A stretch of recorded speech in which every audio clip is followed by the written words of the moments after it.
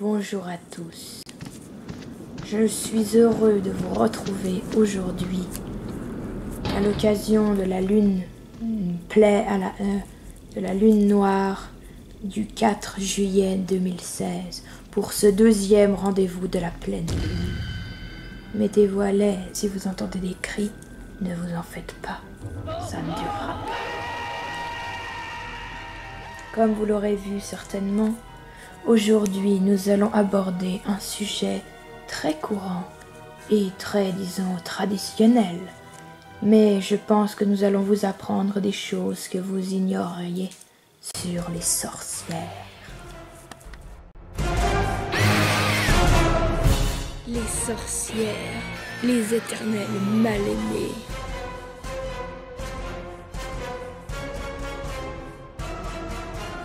Quand on te dit sorcière, tu imagines sûrement une mégère au nez crochu, touillant d'infâme bouillon dans une cahute au fond des bois. Eh bien, c'est un peu exagéré, car s'il existe en effet de tels personnages, ils sont loin d'être représentatifs de l'ensemble des sorcières. Ces dames peuvent être jeunes et belles, figure-toi.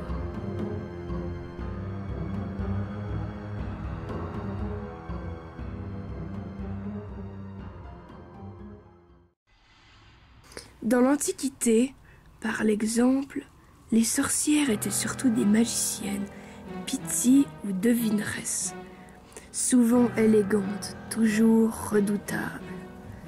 Médée et Circé sont les plus célèbres d'entre elles. Et comment oublier la fée Morgane qui m'a causé de si nombreux soucis? Ah, je peux te dire qu'elle n'aimait pas qu'on la traite de sorcière.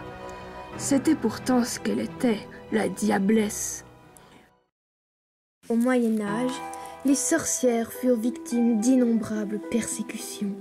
La plupart étaient pourtant d'inoffensives sages-femmes ou de braves guérisseuses qui ne cherchaient qu'à aider leurs prochains.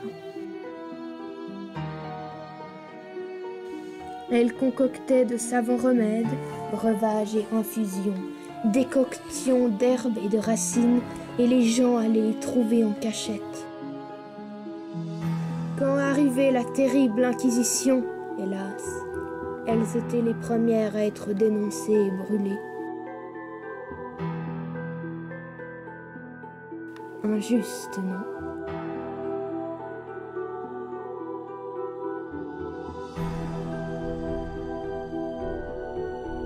Les vraies sorcières, quant à elles, étaient bien trop puissantes pour se laisser prendre. Protégées par le diable en personne, elles se réunissaient au sommet des collines et se livraient à d'effrayantes sabbats.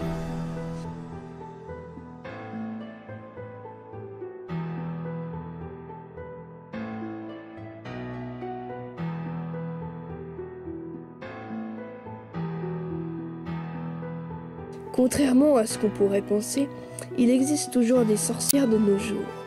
La plupart sont habillées comme toi et moi, enfin disons comme toi, et habitent dans de grandes villes. Elles prennent le bus, vont au supermarché et possèdent un travail normal, auquel elles se rendent tous les jours. Le soir venu, cependant, elles pratiquent la Wicca, une sorte de religion moderne de sorcières, spécialement adaptée.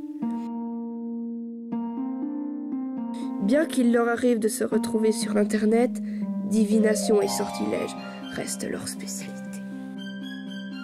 Qui sait si ta voisine de palier n'est pas l'une d'entre elles?